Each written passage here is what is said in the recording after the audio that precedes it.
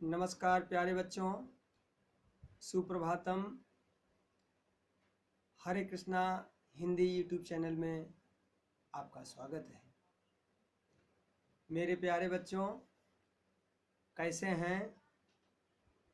पिछली वीडियो में आपको गद्य गरिमा से नहीं बल्कि काव्यांजलि से कबीर का जीवन परिचय और साखी से दोहे से संदर्भ में दिया गया था। लेकिन आज के इस वीडियो में हम गद्य गरिमा से भारत और सुन्नत कैसे हो सकती है, जिसके लेखक आधुनिक हिंदी साहित्य के पितामह कहे जाने वाले भारतेंद्र हरिश्चंद्र जी हैं, उन्हीं के जीवन संदर्भ के विषय में आज हम इस वीडियो में लेकर के आ रहे हैं। आप सभी इस वीडियो के माध्यम से आप सभी तल्लीनता पूर्वक सुन करके उसका गहन करके मनन करके चिंतन करके आप अच्छी तरह से इनका जीवन परिचय और इनसे जो संबंधित भारत और सुन्नत कैसे हो सकती है शीर्षक से जो गद्यांश दिए जाएं, उनसे जो प्रश्न दिए जाएं, उसको पढ़ करके निश्चित रूप से करने का प्रयास करें। इसी आशा के साथ आगे की वीडियो में आप सभी आज भारतेंद्र हरिश्चंद्र जी के जीवन वृत्त के बारे में सुनेंगे। तो हाँ प्यारे बच्चों, सुनेंगे भारतेंद्र हरिश्चंद्र के जन्म, उनके माता पिता और उनके कार्य क्षेत्र के विषय में आज हम आपको बताने जा रहे हैं। आधुनिक हिंदी साहित्य के पितामह कहे जाने वाले भारतेंद्र हरिश्चंद्र जी का जन्म सन 1850 ईस्वी में वाराणसी में हुआ। स्थान क्या है? वाराणसी। ये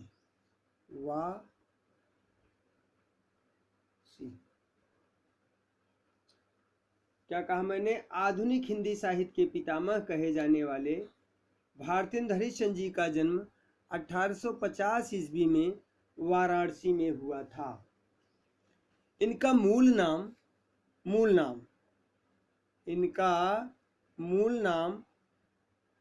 हरिश्चंद्र था। इनका मूल नाम हरिश्चंद्र था। भारतेंद्र की उपाधि उनके पिता गोपाल चंद्र गिरधर दास। भारतेंद्र उनकी उपाधि थी। भारतेंद्र क्या थी? उनकी उपाधि थी। इनका मूल नाम हरिश्चंद्र और भारतेंद्र उनकी उपाधि थी। उनके पिता गोपाल चंद्र गिरधर दास ब्रज भाषा के प्रसिद्ध कवि थे। अब यहाँ हम आपको पिता का नाम लिख देते हैं। इनके पिता गोपाल चंद्र गिरधर दास, गोपाल चंद्र गिरधर दास, जो कि प्रसिद्ध कवि थे, ब्रजभाषा के आप प्रसिद्ध कवि थे। आप पिता की 10 वर्ष की अवस्था में मृत्यु हो जाने के कारण भारतेंद्र के माता पिता का जब निधन हो जाता है इनकी 10 वर्ष की अवस्था में, तब ये बचपन से ही माता पिता के सुख से वंचित हो जाते हैं। आपकी आरंभिक शिक्षा घर पर ही होती है और आप हिंदी, उर्दू, बांग्ला, अंग्रेजी भाषाओं का अध्ययन करते हैं। उच्च शिक्षा क्वींस कॉलेज और वाराणसी में होती है। जैसा कि हमें साहित्य में मिलता है कि आपके पत्नी का नाम मन्नो देवी, आपके पत्नी का नाम मन्नो देवी और माता का नाम पार्वती देवी। तो इनका जन्म 1850 ईस्वी में, स्थान वाराणसी, मूल नाम हरिश्चंद्र, भारतेंद्र इनकी उपाधि थी। पिता गोपाल चंद्र गिरधर दास, पत्नी मन्नो देवी, माता पार्वती देवी। इनकी शिक्षा के जब क्षेत्र में जाते हैं तो हमें ये मिलता है कि इनके जो हिंदी के शिक्षक थे, हिंदी शिक्षक, ये सब बड़े गुरुतम प्रश्न हैं। इनके हिंदी शिक्षक कौन थे? यानी इनके हिंदी शिक्षक थे पंडित ईश्वर दत्त। पंडित ईश्वर दत्त इनके ये हिंदी शिक्षक थे। और उर्दू फारसी शिक्षक इनके थे मौलवी ताज अली। उर्दू और फारसी जो इनके शिक्षक थे, उर्दू फारसी जो इनके शिक्षक थे वो थे मौलवी ताज अली। मौलवी ताज अली। माने इन्हें हिंदी के साथ साथ उर्दू और फारसी का भी अच्छा ज्ञान था। हिंदी की शिक्षा ये पंडित ईश्वर दत्त से, उर्दू और फारसी की शिक्षा मौलवी ताज अली से प्राप्त की। पंडित नंद किशोर अंग्रेजी के शिक्षक इनके थे पंडित नंद किशोर। पंडित नंद किशोर।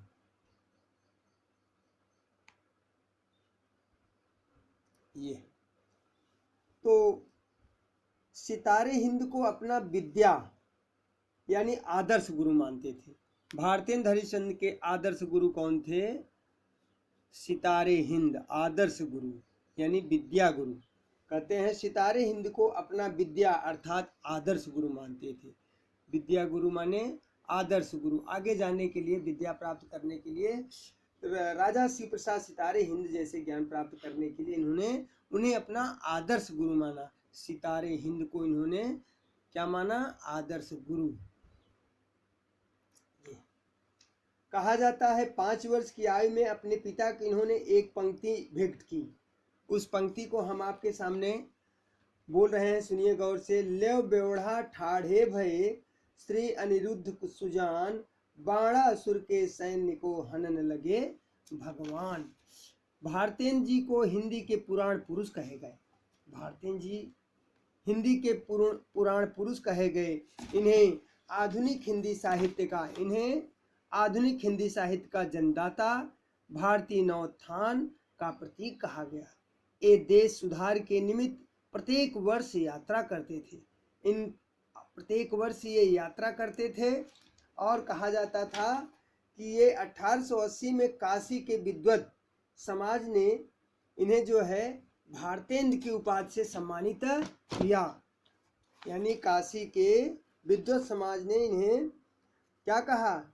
इन्हें भारतेंद्र की उपाधि से सम्मानित किया। वे उन समाजों में पंडित रघुनाथ, रामेश्वर दत्त व्यास, सुधाकर द्विवेदी थे ने एक प्रस्ताव से इन्हें भारतेंद्र की उपाधि से सम्मानित किया। और इनके बारे में विस्तृत जानकारी हम आपको देना चाहते हैं कि आपकी बृहत साहित्य योगदान के कारण, यानी आपने हिंदी साहित्य का इतना बृहत योगदान दिया हिंदी साहित्य में कि 1857 से 1900 ईस्वी तक के काल को भारतेंद्र युग के नाम से जाना जाता है। भारतेंद्र युग के नाम से जाना जाता है। आप भी जानते होंगे अनेक लेखकों के नाम पर युग पड़ा है। उसी तरह से भारतेंदु हरिश्चंद्र के नाम पर भारतेंद्र पड़ा। उसका कारण यह था कि बृहत साहित्य योगदान था इनका साहित्य में। इसी कारण से 1875 से 1900 तक के काल को भारतेंदु युग के नाम से जाना जाता है। भारतेंद्र हरिश्चंद्र ने हिंदी साहित्य पत्रकारिता का सूत्रपात किया। उन्होंने 1868 में कवि वचन सुधा ये इनकी पहली पत्रिका है। यानी हिंदी साहित्य में पहली रचना वो तो एक कविता अपने पिताजी को इन्होंने सुनाया था कि ले बेवड़ा ठाढ़े भये श्री अनिरुद्ध कुमार सुजान, बाणासुर के सैन्य को हनन लगे भगवान। लेकिन हिंदी साहित्य में सबसे पहले इनकी जो पत्रिका है वो है कवि वचन सुधा, जो कि 1868 में बहुत से साहित्यकार भारतेंद्र युग का समय 1868 से 1900 मानते हैं। उसका कारण यह है कि जो इन्होंने पहली पत्रिका प्रकाशित की। तो 1868 में इन्होंने कवि वचन सुधा पत्रिका, और 1873 ईस्वी में आप हरिश्चंद्र मैगजीन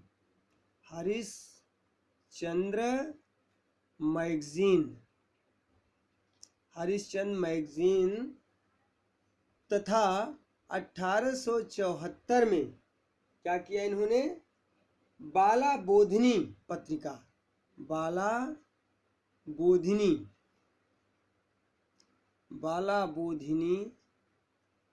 पत्रिका, ये 3 पत्रिका प्रकाशन इन्होंने किया। एक हरीश काव्यचंद सुधा, हरिश्चंद्र मैगजीन, बाला बोधिनी पत्रिका। 1868 में इनकी जो है पत्रिका जो है वह इनकी पहली पत्रिका है।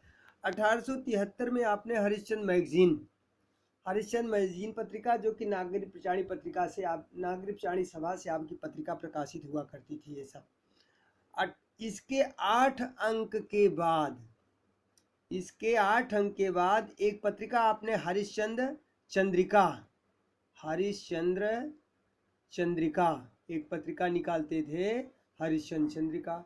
1873 में जो हरिश्चंद्र मैगजीन प्रकाशित करते थे, जब इसका 8 अंक प्रकाशित हो गया तो उसका नाम बदल करके हरिश्चंद्र चंद्रिका कर दिए। 1874 में स्त्री समाज के लिए क्या किया इन्होंने, स्त्री शिक्षा के उद्देश्य से समाज में स्त्री का सुधार कैसे हो, इसके लिए इन्होंने बाला बोधिनी पत्रिका का संपादन किया, पत्रिका निकाली। भारतेंद्र हरिश्चंद्र के साहित्यिक नेतृत्व की क्षमता से प्रभावित होकर के हिंदी साहित्यकारों ने एक मंडल तैयार किया, एक समूह तैयार किया, जिसे भारतेंदु मंडल कहा गया। उस भारतेंदु मंडल में बद्रीनाथ चौधरी प्रेमघन, प्रताप नारायण मिश्र, बालकृष्ण भट्ट, अंबिका दत्त व्यास, राधाचरण गोस्वामी, जगमोहन सिंह, लाला श्रीनिवास दास इत्यादि नाम आते हैं। यानी पुनः सुनेंगे, जो यह भारतेंद्र हरिश्चंद्र की साहित्यिक नेतृत्व की क्षमता से प्रभावित होकर हिंदी साहित्यकारों ने जो मंडल तैयार किया, उनमें जो राइटर आते हैं, जो लेखक आते हैं, उनका नाम निम्नवत हम आपको बताते हैं। पंडित बद्रीनाथ चौधरी प्रेमघन, प्रताप नारायण मिश्र, बालकृष्ण भट्ट, अंबिका दत्त व्यास, राधाचरण गोस्वामी, जगमोहन सिंह, लाला श्रीनिवास दास इत्यादि। पत्रकारिता की उद्भव तथा विकास का आरंभिक कार्य भारतेंद्र ने ही किया।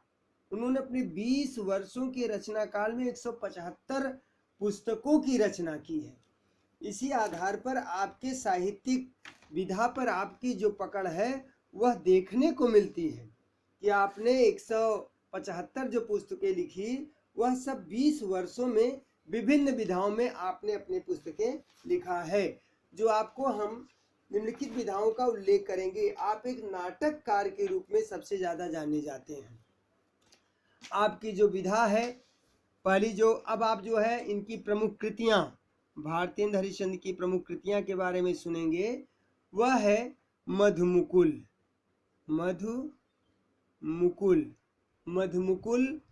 प्रेम सरोवर,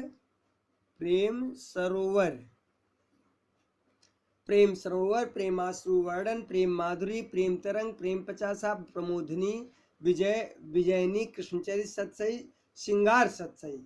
यानी एक कृष्ण चरित्र है, एक सत्सई श्रृंगार है। उसी तरह से जैसे ये इनकी काव्य विधा है, ये जो विधा हमने आपको बताई ये काव्य विधा है, इसी प्रकार से इनके नाटक विधा भी है। इनके नाटक विधा आप सुनेंगे। भारतेंद्र हरिश्चंद्र ने कुल 17 नाटक लिखा है। भारतेंद्र हरिश्चंद्र ने कुल कितने नाटक लिखा है? भारतेंद्र हरिश्चंद्र ने कुल 17 नाटक इन्होंने लिखा है। 17 नाटक। अब ये 2 प्रकार के नाटक लिखे, ये क्योंकि ये नाटककार के रूप में अधिक प्रसिद्धि इनको मिली है, क्योंकि नाटक का विकास भारतेंद्र युग से ही माना जाता है। उसके बाद जयशंकर प्रसाद, उसके बाद लक्ष्मीनारायण सिंह, है ना। इस तरह से तो पहले हम भारतेंद्र हरिश्चंद्र के बारे में आपको बताएंगे कि इन्होंने कुल 17 नाटक लिखा, जिनमें 8 अनुदित नाटक है और 9 मौलिक नाटक है। 9 मौलिक नाटक है, तो दोनों मिलकर के 17 नाटक हो गए। तो पहले हम इनके अनुदित नाटक के बारे में आपको बताएंगे। अनुदित नाटक के बारे में सुनेंगे। पहला है विद्या सुंदर, दूसरा है रत्नावली, तीसरा है पाखंड विडंबन,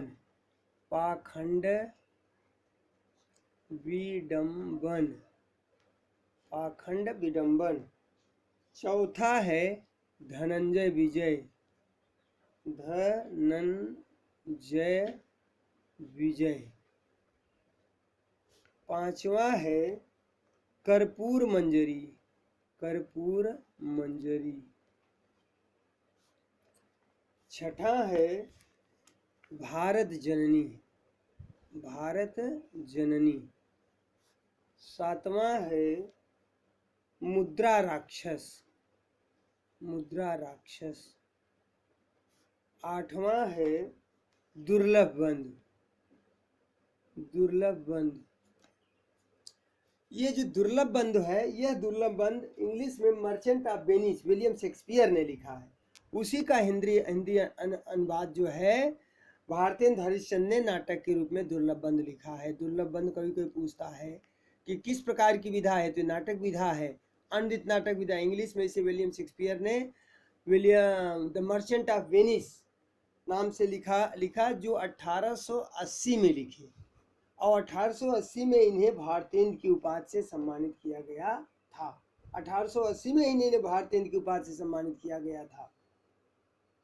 आगे हम आपको ये बता देना चाहते हैं कि जो अन्य मौलिक रचनाएं हैं, ये मौलिक रचनाएं इनकी नाटक हैं, वह है वैदिकी हिंसा, हिंसा न भव, सत्य हरिश्चंद्र, श्री चंद्रावली, विषय सिमौसदम, भारत दुर्दशा, नील देवी, अंधेर नगरी, सती प्रताप, प्रेम जोगनी। तो इसमें विद्या सुंदर, इनका पहला नाटक क्या है? विद्या सुंदर। कभी कभी पूछता है इनका पहला नाटक क्या है? विद्या सुंदर। फिर कभी कभी पूछता है वैदिकी हिंसा, हिंसा न भवत, वैदिकी हिंसा, हिंसा न भवति। तो जब ये पूछे इनका पहला अनृत नाटक कौन सा है, तो विद्या सुंदर। इनका मौलिक पहला नाटक कौन है? वैदिकी हिंसा, हिंसा न भवति। तो कहने का आशय यह है कि हमें ये ध्यान देना है रत्नावली, कभी कभी पूछता है रत्नावली कौन सी विधा है। तो इस तरह से हम भारतेंद्र हरिश्चंद्र के 17 नाटक को हम भली प्रकार से जानेंगे। जो मौलिक नाटक इनका एक है भारत दुर्दशा, जो 1880 में इन्होंने उसको लिखा है। भारत दुर्दशा में यह हिंदी का पहला राजनीतिक नाटक है। जो इनका भारत दुर्दशा है, भारत दुर्दशा, यह हिंदी का पहला मौलिक नाटक है।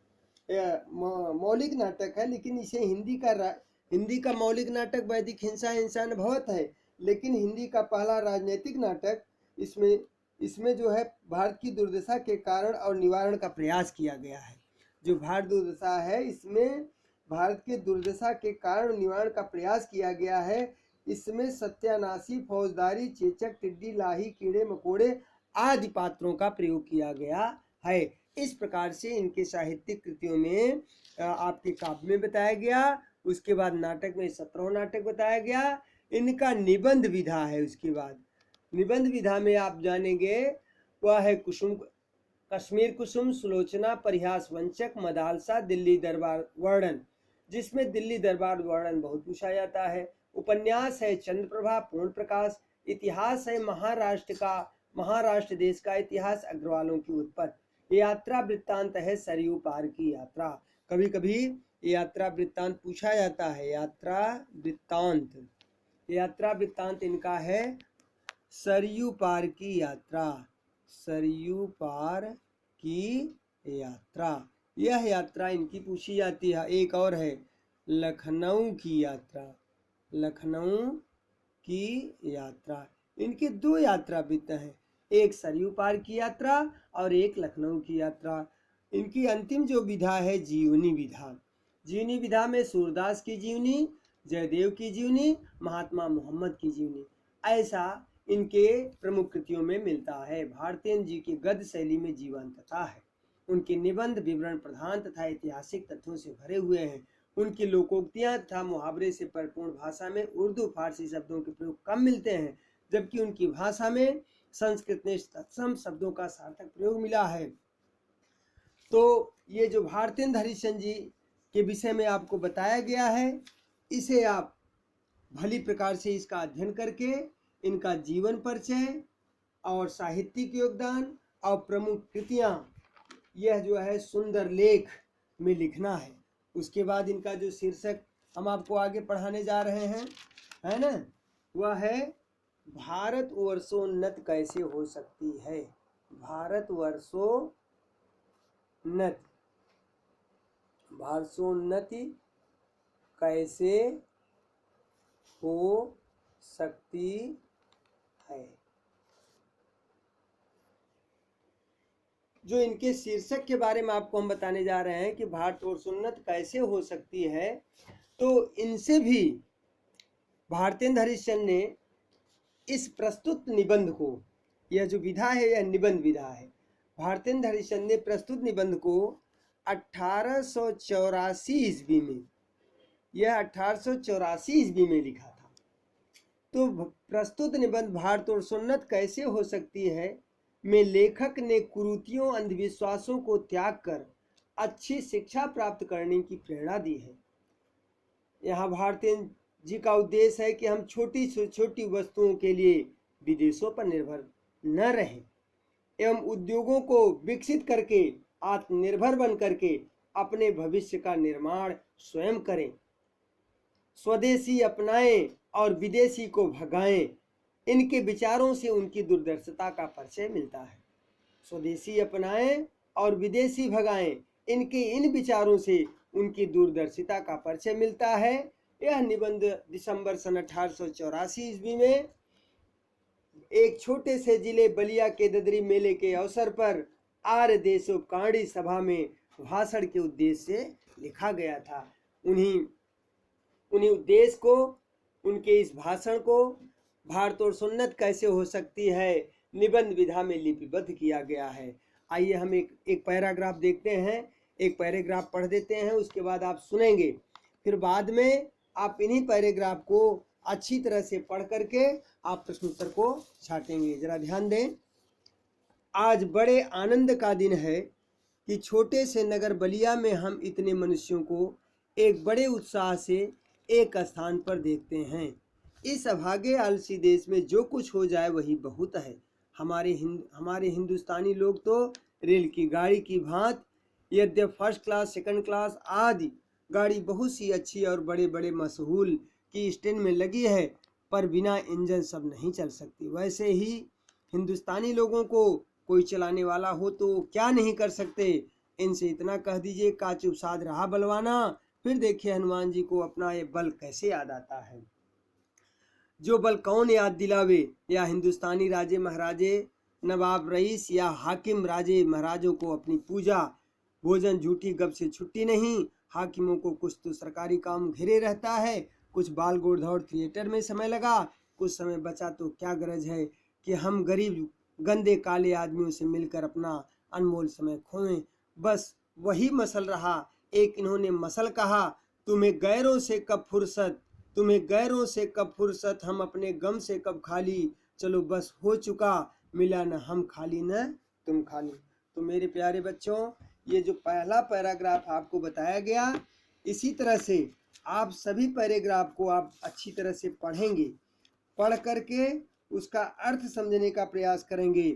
तो देखिए कहा गया आज बड़े आनंद का दिन है। तो भारतेंद्र हरिश्चंद्र जी बलिया के ददरी मेले के अवसर पर वो एक अपने देशोपकारी सभा में भाषण देते हुए कहा कि आज कितने आनंद का दिन है कि इस छोटे से नगर बलिया में मनुष्यों को एक बड़े उत्साह के साथ मैंने देखा। तो उन्होंने कहा इस अभागे, यानी अपने देश को अभागा, दुर्भाग्यशाली कहा, दुर्भाग्य कहा कि इस अभागे आलसी देश में जो कुछ हो जाए वही बहुत है। इस आलसी देशवासियों के साथ जो कुछ भी हो जाए वह बहुत है।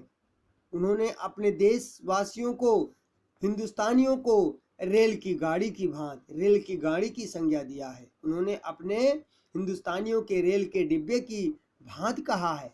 जैसे रेल के डिब्बे फर्स्ट क्लास सेकंड क्लास और थर्ड क्लास के होते हैं, जैसे रेल की गाड़ी फर्स्ट क्लास सेकंड क्लास आदि गाड़ी बहुत अच्छी अच्छी और बड़े बड़े मशहूल की होते हैं, इस ट्रेन में लगी होती है, पर इंजन सब नहीं चल सकते।